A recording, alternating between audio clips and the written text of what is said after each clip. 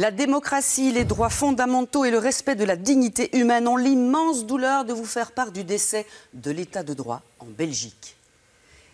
Et oui, bonjour à toutes et à toutes, bienvenue dans Libre Ensemble pour célébrer un décès. Mais on va se battre et on va voir en quoi ce décès peut être triste. Ce constat, je vais le faire avec mes invités aujourd'hui. Bonjour Soti Ngo, Societa Ngo, très exactement. Vous êtes directrice générale du CIRE. Bonjour. Et à nos côtés également, Alexis de Soave. Bonjour Alexis, vous êtes avocat, militant des droits humains et co-président de la plateforme citoyenne du soutien aux réfugiés. Bonjour. Bonjour Alexis. Comment est-ce possible que notre état de droit a pu mourir en cette fin d'année après de longs mois? Nous allons le voir notamment par des funérailles symboliques qui ont eu lieu en décembre, mais aussi par des interpellations musclées de la part de notre invité Alexis de Soave. Donc interpellation de notre Premier ministre lundi 19 décembre. On se retrouve juste après. Monsieur le Premier ministre, c'est possible de le faire. Vous savez que c'est pas vrai. Les gens sont dans des squats, c'est un mensonge, ce sont des paroles. C'est pas vrai. Monsieur, qu'est-ce que vous avez fait personnellement? Qu'est-ce que vous avez fait personnellement de trouver des places? Nous avons fait plus que vous avec la plateforme citoyenne de soutien aux réfugiés. Aujourd'hui 32 000 places dans notre pays. Je pense que notre pays fait beaucoup plus que notre part. Vous payez le prix des fermetures précédentes des places et aujourd'hui, il y a des gens qui sont dans des squats. Als je een interview wilt doen, dan wil ik een interview doen. Anders moet ik naar het paleis gaan met excuses. Het is aan jullie te beslissen. En komen er daden of zijn het nog enkele woorden van waar? Meneer, ik heb weinig les van telefoon. Alexis de Soave, vous ne ménagez pas notre Premier ministre et vous avez raison, puisqu'après plus d'un an de longue et douloureuse agonie suite au non-respect des décisions de justice en matière d'accueil de ces migrants, comment se fait-il qu'aujourd'hui encore, et on l'a vu cet hiver qui vient de se terminer, et que ce début d'année 2023, les choses ne sont toujours pas réglées, comment se fait-il que des milliers de personnes dorment dans les rues de Bruxelles alors qu'elles ont droit à un logement, Alexis de Soave? Et qu'on a un Premier ministre qui dit que tout le monde peut avoir une place et que personne ne doit dormir volontairement à la rue. Ce qui était donc faux, parce qu'il y a toujours des milliers de personnes qui n'ont pas de place. On parle entre 2000 et 3000 personnes qui sont soit à la rue, soit dans des squats, dans des conditions totalement indignes, notamment le Palais des Droits, où il y a quasiment 1000 personnes qui survivent dans un bâtiment qui appartient au fédéral d'ailleurs, désaffecté. Alors, la loi dit que ces personnes ont droit à être hébergées pendant la procédure d'asile. Et notre État ne respecte pas la loi. Et aujourd'hui, on parle de la mort de l'État de droit. C'est quoi d'abord un État de droit? C'est un État qui respecte le droit, avec des gouvernants et des gouvernés, mais aussi les gouvernants qui doivent respecter la loi, souvent la loi qu'ils ont eux-mêmes fait voter. Et on voit que ce n'est pas le cas ici. Ça implique aussi le respect des décisions judiciaires, parce que qu'est-ce qui s'est passé? Il y a eu une mobilisation, notamment des avocats, pour faire des recours devant le tribunal du travail. Et le gouvernement, l'État, a été condamné jusqu'à 7000 fois par les tribunaux. Et malgré ça, les décisions de justice ne sont pas respectées. Vous et moi, on doit respecter les décisions de justice si jamais on était un jour condamné. Et l'État ne les respecte pas. Et il ne faut pas oublier que depuis la création de la Belgique, sous ce gouvernement-ci, la Vivaldi, c'est la fois où l'État a été le plus condamné depuis la création de la Belgique. C'est quand même un signal important et c'est pour ça qu'on peut utiliser des termes aussi forts et aussi tristes que l'État de droit est mort. Oui. Ils ont été condamnés, l'État a été condamné à des obligations de loger ces personnes ou des astreintes, donc des amendes pour non-logement qui se chiffrent aujourd'hui à combien, Societa, Alexis? C'est difficile à calculer. Il y a des astreintes pour l'action des associations, on est à plus d'1,5 million d'euros. Et puis dans chaque dossier individuel, les 7000 dossiers individuels, les astreintes courent également, plusieurs centaines de milliers d'euros, voire plus d'1 million d'euros aussi si on fait l'addition. Et l'État, visiblement, dans sa politique, et c'est le président du tribunal du travail qui le disait, c'est une politique volontaire, dissuasive. En fait, le but, c'est que les réfugiés aillent voir ailleurs et qu'ils ne viennent pas chez nous. Et donc, vraiment dissuader les personnes de venir chez nous.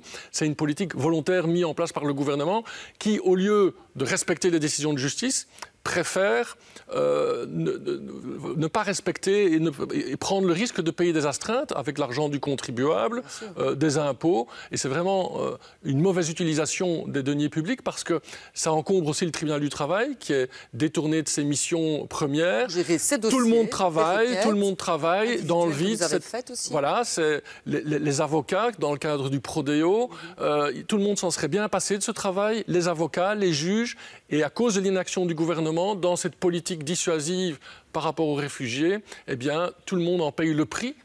Et en premier, évidemment, les candidats réfugiés qui vivent dans des conditions absolument indignes, en plein hiver, dans la capitale de l'Europe. C'est évidemment parce que c'était l'hiver. C'est l'hiver que l'opinion publique et les citoyens se sont rendus compte de cette situation catastrophique. Mais vous, Sophie, qui êtes donc directrice du CIRE, Coordination et Initiative pour réfugiés étrangers, je le rappelle, vous travaillez avec acharnement depuis 1 an pour loger toutes ces personnes.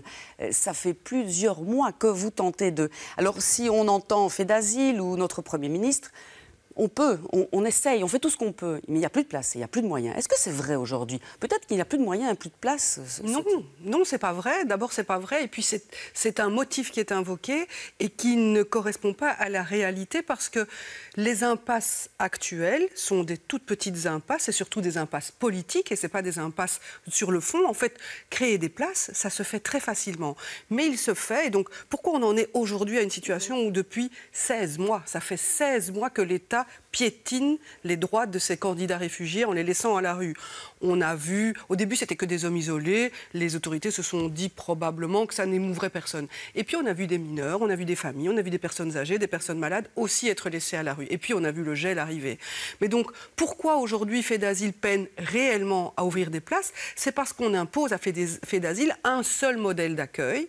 C'était un choix qui a été fait il y a quelques années déjà, c'est de privilégier l'accueil en grosse structure communautaire. Et c'est clair qu'ouvrir un centre de 300 places dans une petite commune parfois rurale ou même dans une commune d'une grande ville, ça ne se fait pas sans difficulté. Avant ce choix-là de faire le tout au centre communautaire, les demandeurs d'asile, ils étaient répartis sur le territoire et ils étaient pris en charge par les plus de 500 communes belges sans que ça pose le moindre problème. Et la question qu'on peut se poser, c'est pourquoi on ne refait pas, pourquoi on a changé les choses si c'était plus simple? Oui. C'est parce qu'on pensait que le système était trop généreux, trop attractif. Donc on l'a changé et maintenant on se retrouve à avoir une secrétaire d'État ou l'administration nous dire mais on n'arrive plus à ouvrir des centres de 300 places. Ben oui, mais on l'avait dit, ça coûte beaucoup moins cher que d'ouvrir des petits logements individuels, des places individuelles et ça se fait beaucoup plus facilement, c'est plus fluide comme système. Mais que vont dire les communes? Alors bon, c'est vrai que votre solution alors préconisée, c'est les communes aidantes, les CPAS, n'ont-ils pas déjà beaucoup de travail avec les inondations, la crise Covid? Est-ce qu'il y a moyen de mettre cela en place? Vous dites oui, parce que c'est quoi? En petit nombre, il faut raison garder. Oui, et puis les acteurs que sont les communes et les CPAS, c'est vraiment l'autorité de proximité. Alors on sait tous que les CPAS ont été très très exposés et le sont encore par rapport aux inondations, au Covid, au coût de l'énergie. Mais ici, il faut se rendre compte que cette politique d'accueil, lorsqu'elle représente, elle était vraiment concrétisée par une implication de toutes les communes du territoire, à quelques exceptions près, c'était une formule. Il y avait une formule qui existait pour répartir les demandeurs d'asile et cette formule immunisait plusieurs situations. Des communes elles-mêmes confrontées à beaucoup d'allocataires sociaux, des communes qui accueillent déjà des grands centres. On peut penser à d'autres structures qui accueillent des personnes, même pas du tout concernées par la migration. Et donc ça veut dire qu'en vrai, une commune pouvait se voir attribuer entre 4 et 10 demandeurs d'asile sur une année. C'est pas ça qui fait couler un CPAS. Non. Et on sait à quel point, par contre, impliquer un CPAS et une commune dans l'accueil de quelques personnes différentes, eh bien, ça fait œuvre d'intégration de ces personnes. Et pour les citoyens d'une commune qui ne sont pas souvent confrontés à la migration, on sait très bien à quel point les craintes du départ disparaissent derrière un attachement, une meilleure connaissance de ces êtres humains qui fuient des persécutions et des risques de mort. Est-ce que vous avez pris les devants, vous au CIRE? Est-ce que vous avez contacté quelques communes? Est-ce que vous avez des actions concrètes à mettre en place en 2023? Alors, le problème, c'est qu'on n'a pas... Donc, les communes ne peuvent pas simplement volontairement se lancer. Donc, ici, il y a... Donc, les communes continuent de faire partie des partenaires du réseau d'accueil de Fait d'Asile. Et on a réuni, justement, mi-décembre, autour d'une grande conférence sur l'accueil des demandeurs d'asile. On a réuni notamment notre partenaire pour les villes et communes flamandes. Et elle-même disait « Mais nous sommes un partenaire qui compte, mais arrêtez de nous envoyer des gens en fin de procédure, en fait, la machine a été cassée à travers ces choix politiques qui ont été faits ces 10 dernières années pour essayer de rendre le système moins attractif. Ce fameux appel d'air qu'on invoque à toutes les sauces, à toutes les saisons, pour justifier tout et n'importe quoi, qui n'a jamais été étayé et qui fait pire que bien. Là, on le paye aujourd'hui. Eh bien, on a cantonné les CPAS dans un rôle qu'elles ne souhaitent pas avoir. Les communes et les CPS se disent être acteurs de l'accueil et de l'intégration et pas juste agent immobilier pour essayer de trouver un logement à un demandeur d'asile qui a un statut de réfugié. Il faut pouvoir respecter les partenaires de l'accueil et avoir une vision en matière de politique d'accueil. Ce qu'ici, la vision et la politique ont été résumées en restriction et dissuasion. Il y avait l'urgence de cet hiver et puis il y a toute la vision de notre accueil, de la migration évidemment qui doit se faire. Parce que dans l'urgence, il y avait aussi, et vous l'avez préconisé, des hôtels, des auberges de jeunesse. Il y a des places, il y avait des places pour sortir tous ces mineurs de la rue. Alexis de Soif. Mais ça, c'est la question taboue parce que les membres du gouvernement et les différents ministres c'est la première fois face à une crise comme ça où c'est pas l'opposition qui crie au scandale, c'est les membres et les vice-premiers du gouvernement qui disent avec cette crise de l'accueil, on ne peut pas continuer comme ça, c'est scandaleux ce qui se passe, alors qu'ils sont au gouvernement. Et en fait, c'est un aveu d'impuissance du gouvernement de la Vivaldi où ils disent, et ils le concèdent quand on discute avec eux, parce qu'on est en dialogue avec eux, c'est de dire, en fait, on est paralysé. Parce qu'au nord, ils sont tétanisés par l'extrême droite, le Vlaams Belang, et la droite nationaliste et identitaire, la NVA, et ils ne veulent pas envoyer ce message, soi-disant, d'appel d'air en disant ils seront logés dans un hôtel, parce que ça ne passerait pas auprès de l'opinion publique. Et ils préfèrent laisser dormir les gens à la rue, dans le froid, que se dire on va nous dire qu'on les loge dans un hôtel. Et donc, ce gouvernement est paralysé par cette crainte irrationnelle de que va penser l'extrême droite. Et finalement, on arrive à adopter le langage distillé par l'extrême droite depuis des années, appel d'air, vol est vol, le président de l'Open VLD qui dit le pays est plein. Ce sont des mots qu'on n'entendait que dans le chef du Vlaams Blok, à l'époque condamné pour racisme. On ne peut pas accueillir tout le monde. Et le cordon sanitaire qui était censé mettre ce parti de côté. Et on voit que les idées de ce parti raciste sont passées à travers le cordon sanitaire et les éléments de langage pour faire la petite phrase « choc au JT » sont repris par des présidents de parti ou des ministres de partis démocratiques. Et ça pollue complètement le débat et ça paralyse l'action au détriment de ces candidats réfugiés qui dorment à la rue. Alors, d'autant que le citoyen, et on le voit puisque vous êtes coprésident d'une plateforme citoyenne, lui, le citoyen n'a pas peur d'agir. Le citoyen montre et vraiment marque son désaccord par rapport à ce qui se passe. Et est prêt à héberger. Il faut quand même se rappeler la plateforme citoyenne de soutien aux réfugiés. On a eu des hébergeuses de migrants dans les années 2016, 2017, 2018 qui ont été poursuivies devant les tribunaux parce qu'elles hébergeaient des migrants. Heureusement, État de droit, séparation des pouvoirs, les tribunaux les ont acquittés. Et donc, ils étaient quand même fustigés par le gouvernement. Je vous coupe une petite parenthèse, mais on voit des images là à l'écran. Effectivement, là, c'était fin d'année, des repas de Noël qui sont distribués par des assos, des gens, des citoyens qui viennent. C'est de nouveau des citoyens solidaires, membres d'associations ou pas, qui viennent et qui font le job du gouvernement à la place du gouvernement. Et c'est ça un peu l'esprit de la plateforme citoyenne de soutien aux réfugiés. Pendant des années, les citoyens ont hébergé des migrants, puis ils étaient fustigés, voire poursuivis. Et puis quand les Ukrainiens sont arrivés, le gouvernement a fait appel aux citoyens en disant « hébergez des Ukrainiens chez vous » parce qu'on ne savait pas faire face à l'hébergement des Ukrainiens. Et là, c'était tout d'un coup bien d'héberger les Ukrainiens. Et puis maintenant, de nouveau, les citoyens sont prêts et accueillent et hébergent des candidats réfugiés. Et c'est finalement, quand on voit cette évolution, c'est le politique qui est... c'est dramatiquement ridicule, la position des gouvernements successifs par rapport à l'hébergement citoyen, en poursuivant à un moment donné, puis faisant appel à eux, et étant toujours incapable d'assurer sa mission légale, parce que c'est le droit international qui impose à la Belgique, mais aussi notre propre législation qui impose le fait qu'une personne vient demander la protection internationale et donc vient introduire une demande d'asile, eh bien, il faut qu'elle soit accueillie et hébergée dans des conditions dignes. C'est la loi qui le dit.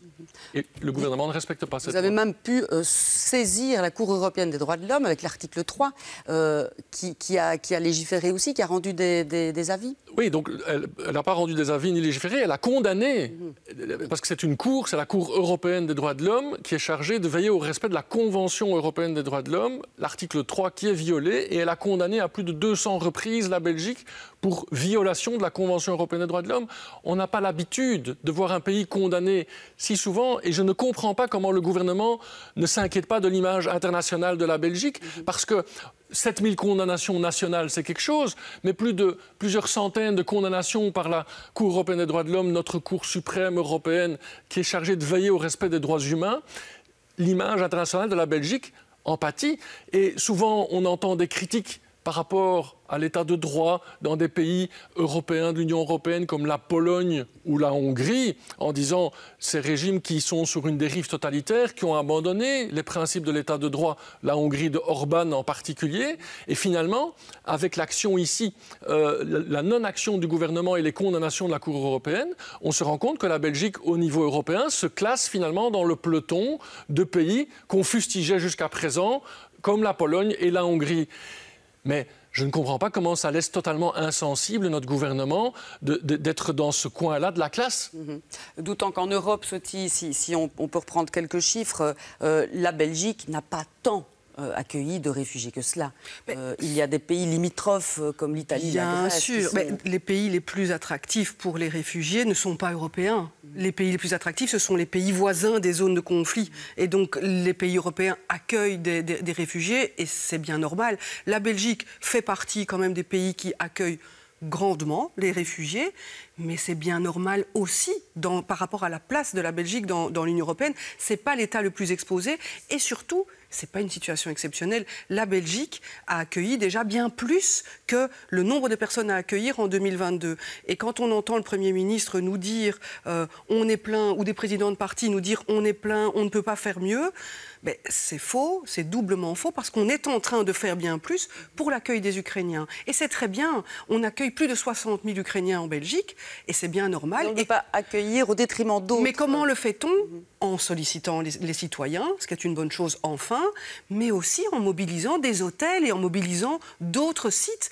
Nous, ce qu'on a demandé, si on n'a plus la capacité au niveau administration ou au niveau politique d'ouvrir des grands centres, on leur a dit mais déclencher la phase fédérale de crise, comme quand il y a des inondations, comme quand il y a tout d'un coup une situation comme l'accueil des Ukrainiens qui se présente. Comme ça, on peut mobiliser des gymnases, on peut mobiliser, sans parler de gros hôtels étoilés qui feraient un problème au niveau électoral, au niveau de la Flandre, mais des gymnases avec des lits de camp, ce serait mieux qu'un squat dans lequel les personnes sont exposées à la gale et à la diphtérie.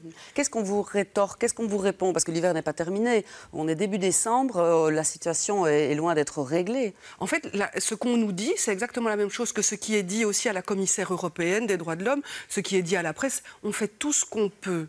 Mais en fait, ça ne suffit pas de faire tout ce qu'on peut. D'abord, c'est faux. On ne fait pas tout ce qu'on peut. On n'a pas enclenché cette répartition des demandeurs d'asile sur l'ensemble du territoire. Vous êtes sur le terrain. Combien de personnes restent dehors encore aujourd'hui, ces derniers jours? Eh bien, vous savez quoi? C'est impossible à dire. Parce que la situation existe depuis septembre 2021 et que nos administrations, Fait d'asile et Office des étrangers, n'ont pas eu ou n'ont pas pu commencer à monitorer cette situation. Donc ça veut dire que ça fait 16 mois que chaque jour de l'année, il y a des personnes qui tentent d'exercer leurs droits, mais qui n'y parviennent pas. Et personne n'a pensé ou n'a doté ces administrations de moyens qui leur permettaient de voir la situation jour par jour. Ça permettrait de savoir que un jour 1, il y a 100 personnes et que le jour 2, s'il y a 5 places, on va prendre les 100 personnes d'hier. C'est un chaos, ça amène du chaos dont les premières victimes sont les demandeurs d'asile elles-mêmes, parce que ça crée des tensions quand on dort depuis des semaines et des jours à la rue, quand on est exposé à des conditions hivernales ou qu'on est malade, parce que beaucoup sont malades, il y a la santé mentale, mais il y a la santé physique, on est face à une situation comme dans des camps de réfugiés où on a la diphtérie à Bruxelles, dans un squat qui regroupe probablement plus de 1000 personnes. Il faut quand même se rendre compte de ce que ça représente pour la Belgique. Et ça fait depuis avant l'été 2022 que nous signalons, nous alertons en disant « Attention, il y a une épidémie de gale qui se développe. » Et c'est galopant. Et ça ne suffit pas.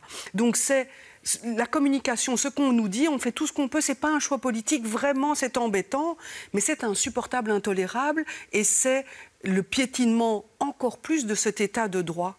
Parce que non, on pourrait faire autrement, on pourrait déclencher cette phase fédérale de crise et mobiliser des gymnases.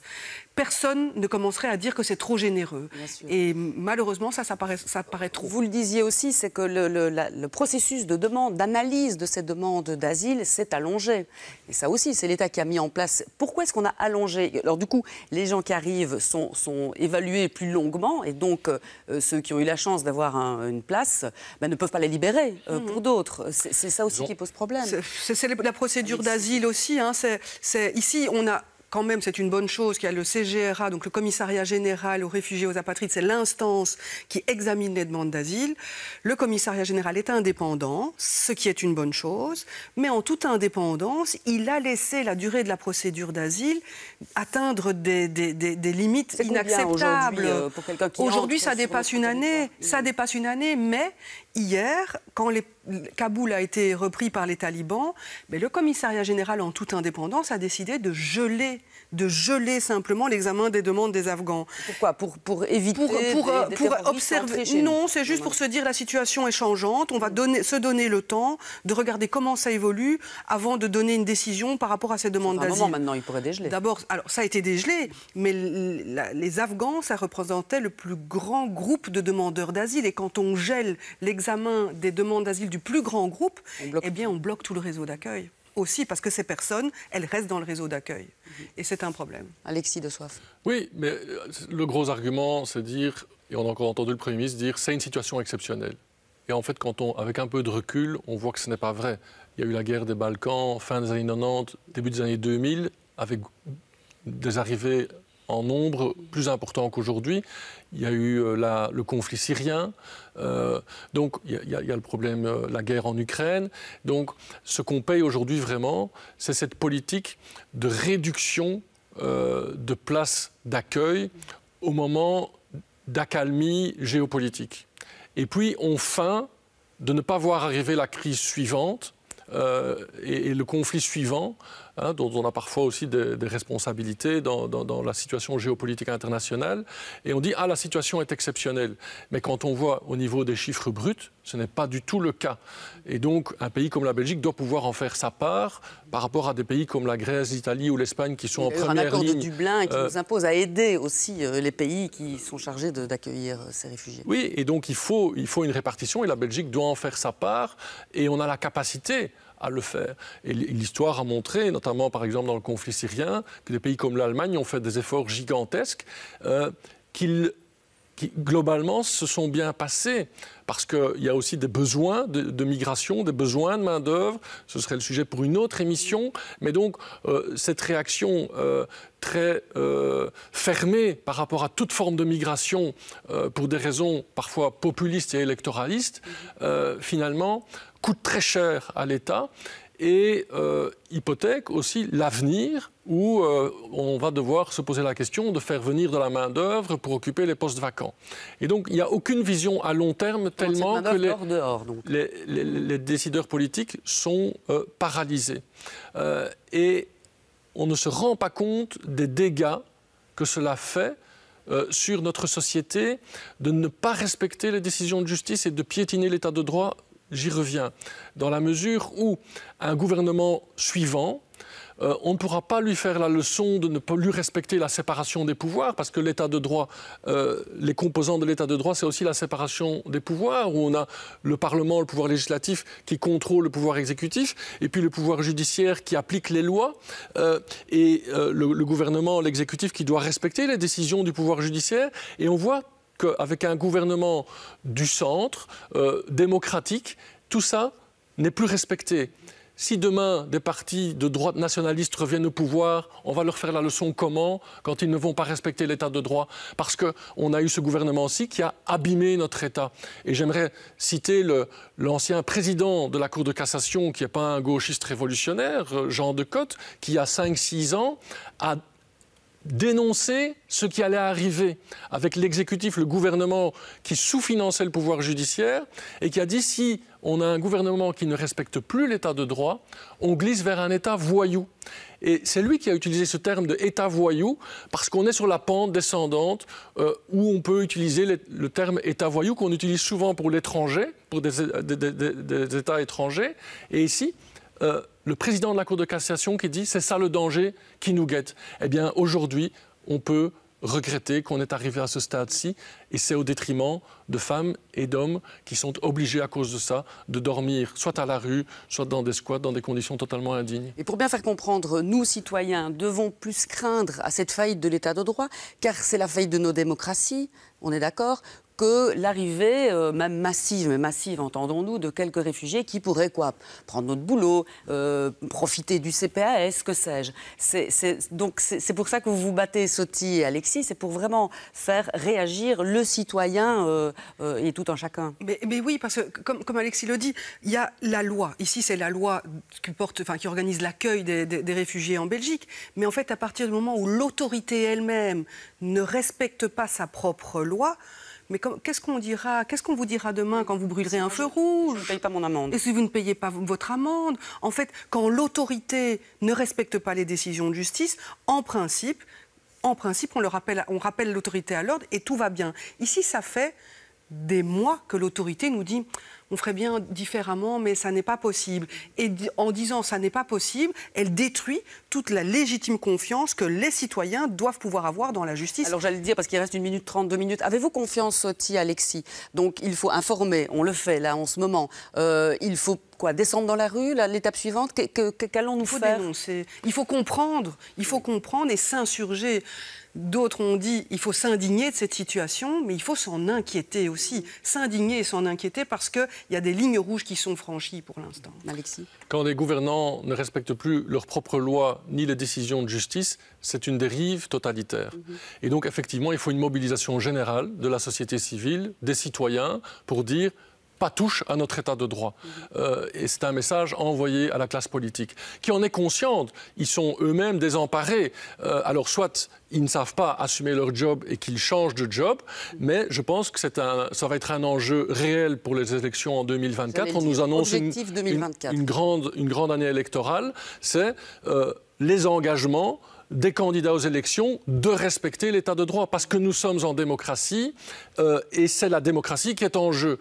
Parce que si demain d'autres partis arrivent au pouvoir, avec la leçon qu'ils sont en train de donner aujourd'hui en disant qu'on peut impunément toucher à l'état de droit, s'asseoir sur les décisions de justice et ne pas respecter la loi, la boîte à outils pour des dérives totalitaires, elle est prête. Et donc là, c'est une responsabilité des citoyens électeurs, de la société civile, het Middenveld, comme on dit en Flandre, les contre-pouvoirs, les barreaux, les journalistes, de faire leur travail pour dire il y a une ligne rouge, il ne faut pas la franchir. Merci beaucoup. Et d'ailleurs, aussi bravo au travail des associations, des coordinations de plateformes, parce qu'on parlait de votre plateforme citoyenne, mais il y en a beaucoup. Et il faut évidemment les remercier et les féliciter et les soutenir.